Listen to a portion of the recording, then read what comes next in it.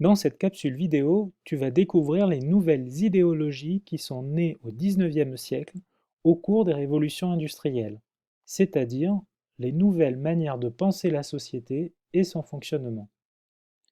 Ces nouvelles idéologies sont très importantes car elles ont joué un rôle déterminant depuis plus d'un siècle. Ces nouvelles idéologies sont le libéralisme, le socialisme et le catholicisme social.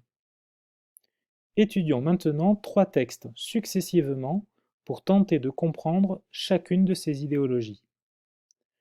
L'auteur du premier texte est Henri Schneider. C'est un grand patron des usines métallurgiques du Creusot, une grande ville industrielle française. Il est interviewé par Jules Huret en 1897. Dans ce texte, Henri Schneider explique ce que sont les idées libérales.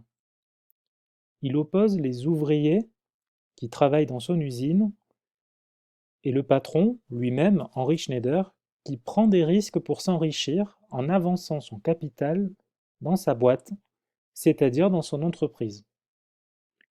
Le capital désigne l'argent que le patron investit dans l'entreprise et qui est indispensable pour le fonctionnement des usines, selon l'auteur. Il défend ainsi le libéralisme, c'est-à-dire qu'il ne faut pas empêcher l'enrichissement du patron, laisser chacun libre d'entreprendre en limitant l'intervention de l'État par des lois sociales comme la limitation du temps de travail ou encore le travail des enfants. L'auteur principal du second texte est un philosophe allemand du nom de Karl Marx. Il écrit avec Friedrich Engels le manifeste du Parti communiste en 1848. Karl Marx oppose dans cet extrait la bourgeoisie qui accapare les richesses et les outils de production, et les ouvriers qu'il nomme le prolétariat. Selon l'auteur, la bourgeoisie considère les ouvriers comme de simples esclaves. Pour Karl Marx, il faut réduire ces inégalités sociales entre bourgeois et ouvriers. Pour cela, les prolétaires doivent s'emparer du pouvoir par la force, c'est-à-dire faire une révolution et établir l'égalité entre tous.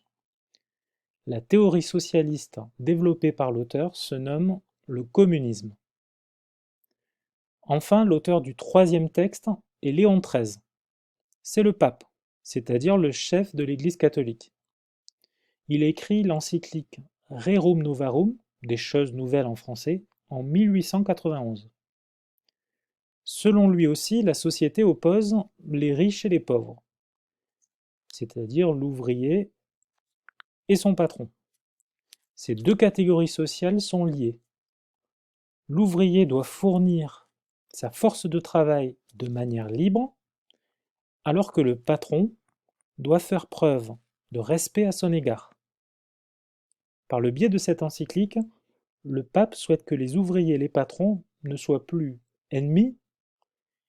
Il espère des relations plus apaisées, plus cordiales entre les deux catégories sociales.